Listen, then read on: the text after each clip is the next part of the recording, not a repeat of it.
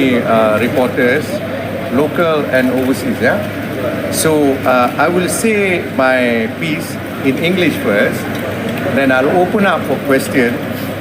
You can ask me in either of the languages. Is that fair enough? Yes. All right. Today, as you know, there was a decision. The decision is as to whether there is a prima facie case in relation to all the 4 charges plus the 21. All right? 4 principal charges and 21 AMLA charges. Now, the court has found that the prosecution has proven a prima facie case in respect of all the charges. Yeah, in respect of all 25 charges. If you were to ask me, what do we feel? We feel extremely disappointed. My client feel extremely disappointed because we have put up arguments that we thought would minimum require a serious consideration. That's number 1.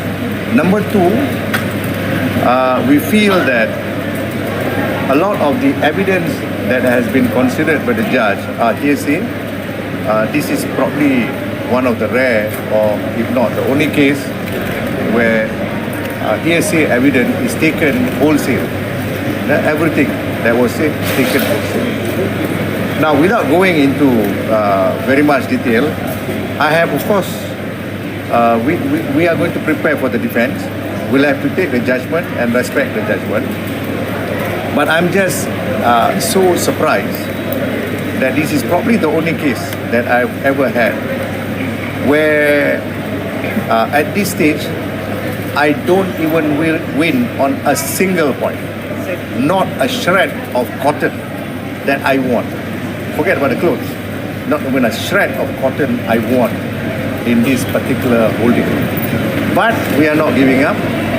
We are going to fight this case, and we are more determined because of the decision today. All right, that is my short statement. Any question? Yes, that's right. Hearsay. Yes. But during remember the other day the judge for the indictment, and he said that what SB and everything was hearsay. Right. Right. So how does this compare to that? Okay, there are two ways I can reply to you. One is you're right to make that comparison. We seem to be hit by hearsay in the addendum case. And here, on the reverse, we are hit by the hearsay rule in this case. Yeah, it doesn't seem to be, to a common man, layman, this will look like it is rather contradictory. But number 2, these are 2 different cases. Yeah? In this case, we have got the alleged Section 41A, which we think is not just unfair, but I think it is unconstitutional. Okay? But that is a point we will argue later on at the end of the whole case. Yes, sworn statement, because he has always wanted to give sworn statement because he opened himself up to scrutiny, because there's nothing for him to fear. But this is like sort of into when one statement is a bit strict. No, in the sodomy 2 is different. There, the selection is to give statement. Okay. It's a bit difficult to address her and speak looking at you. Now, so let me come to you in a short while. So the question is, unlike the other case, my client here wants to be cross-examined because there's nothing to fear. That's why he wants to give a statement on oath. Next. Anybody else?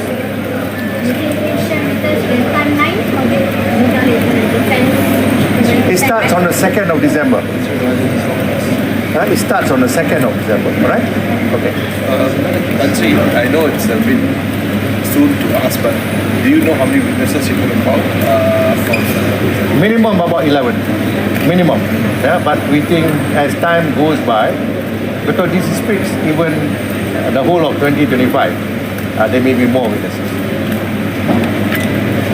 Yes? Anything else? Anybody want to ask in Malay? How long do you think the defense will take? It's impossible to gauge. It depends on the cross-examination and whatnot. There are some witnesses that will be put on a witness statement. Like Datuk Sri Najib, we are trying to put it on a witness statement. But there are some other witnesses that will be subpoenaed. That means they are forced to come. Those witnesses will be witnesses that will be a free fall. That means you ask question, he answers impromptu. Alright, that will take a long time. Will you be taking any witnesses that were offered to you by the prosecution? Yes, we have indicated. We have indicated already. Any other question? Those guys in front of me, you are so keen that I address you. Kena tanya lah soalan. That's it. Yes. Yes. Recently, Dr. Najib apologized for all this. Can you say that loudly? I don't think they can hear because I can't hear. Okay, so recently, Dr. Najib has apologized and coming up with today's decision and with this decision to the anti-defense, how did you take it? Because he had apologized. Okay. Many of you, including a lot of politicians on the other side, some of you have innocently misinterpreted, but the politicians have purposely misinterpreted. Datuk Sri Najib apologized that the 1MDB debacle happened during his watch. He's not saying that I did it.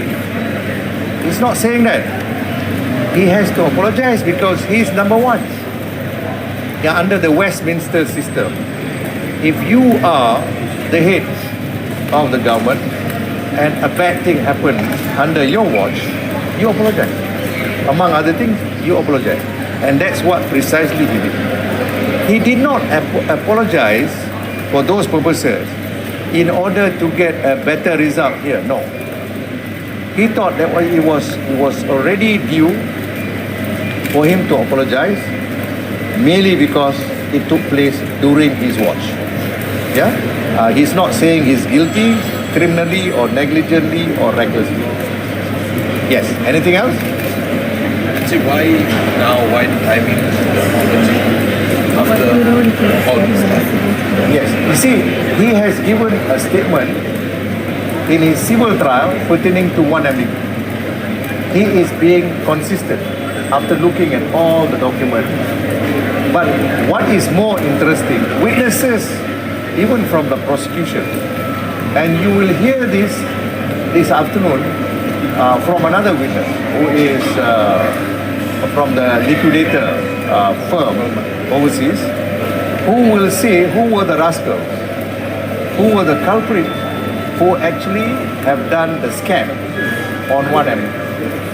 You will hear from him, and he mentioned no name about Datuk Sri Najib. Any other question? Yes? That's it? Okay, thank you very much. Oh, you were done it. He done, he love it. Okay, thanks. Ni siapa punya?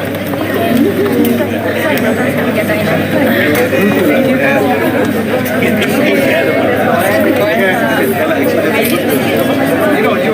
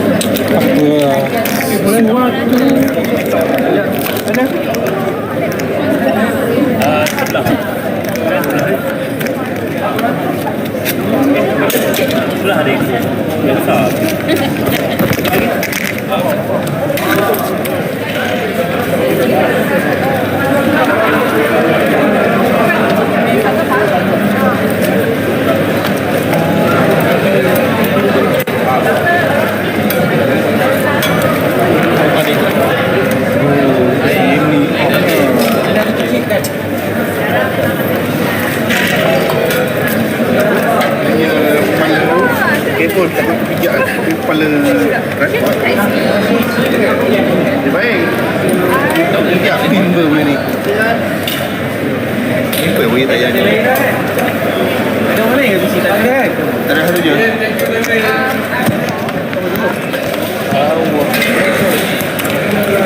Kasih aku lah. Kena lah. Tengok lagi kan? Ni nak off tak? Betul, betul. Baca balik.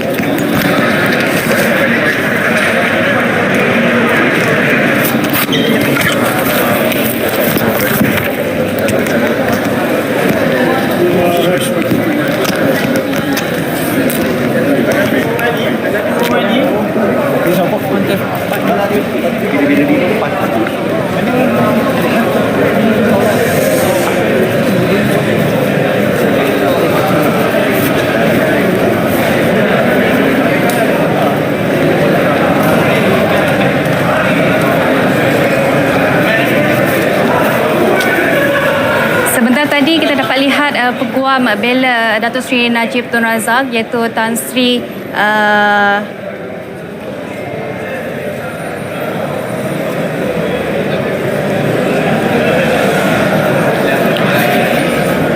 saya tak ternampak.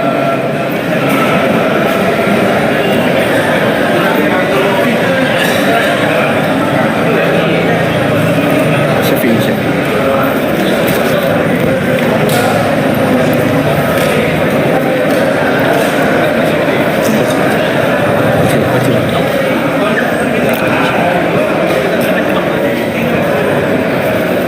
Sebentar tadi sidang media dilakukan oleh peguam bela Datuk Seri Najib Tun Razak iaitu Tan Sri Syafiq Abdullah, di mana hari ini Mahkamah Tinggi Kuala Lumpur memutuskan bahawa Datuk Seri Najib Tun Razak perlu membela diri di atas 25 pertuduhan penyelewengan dana 1MDB. Ini ingin saya kongsikan antara pertuduhan yang perlu Datuk Seri Najib Tun Razak bela diri adalah di mana 25 pertuduhan itu membabitkan penyelewengan dana 2.3 bilion ringgit One Malaysia Development Berhad 1MDB, di mana peringkat bela diri akan bermula pada 2 Disember depan selepas Hakim Mahkamah Tinggi Datuk Colin Lawrence Sekiora yang kini juga Hakim Mahkamah Raya memerintahkan bekas Ahli Parlimen Pekan itu Datuk Seri Najib Tun Razak untuk membela diri atas kesemua pertuduhan, di mana 4 pertuduhan menggunakan kedudukannya untuk memperoleh suapan berjumlah 2.3 bilion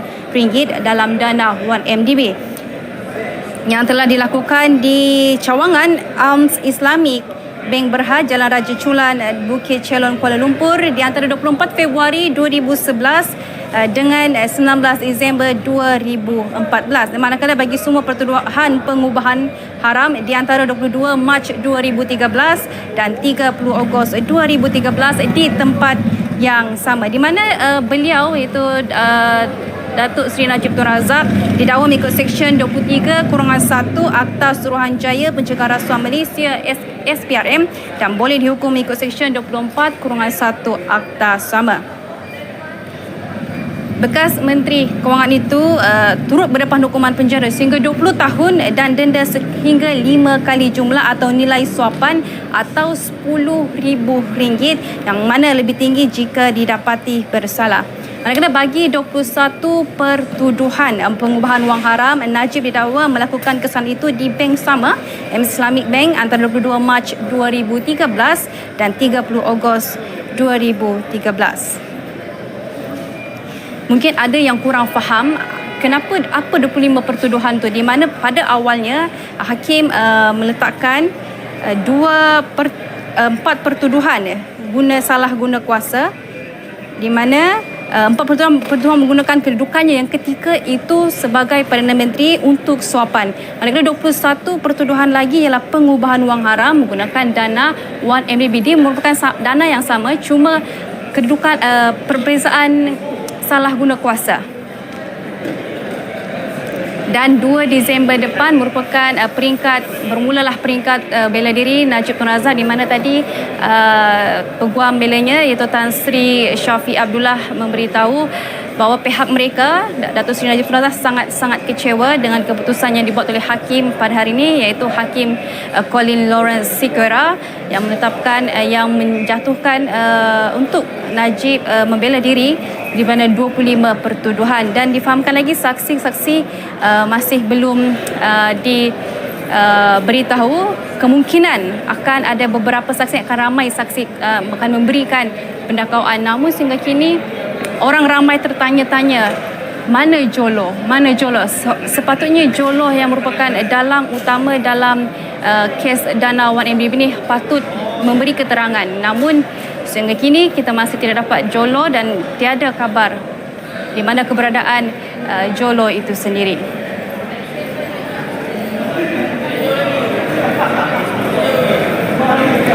Di sini rakan tugas berkongsi di mana jumlah sebenar yang akan dipanggil untuk membela sekurang-kurangnya dalam 11 orang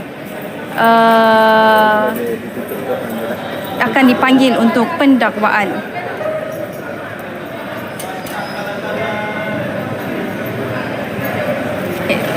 Seperti apa yang saya boleh kongsi sekali lagi, hari ini merupakan hari pembicaraan di mana Mahkamah Tinggi akan memutuskan sama ada Datuk Seri Najib Tun Razak perlu membela diri atau dibebaskan daripada 25 pertuduhan penyelewengan dana 1MDB, di mana Mahkamah telah memutuskan Najib Tun Razak perlu membela diri ke atas 25 pertuduhan itu, di mana 4 pertuduhan menggunakan salah guna kuasa dan 21 pertuduhan adalah pengubahan wang haram.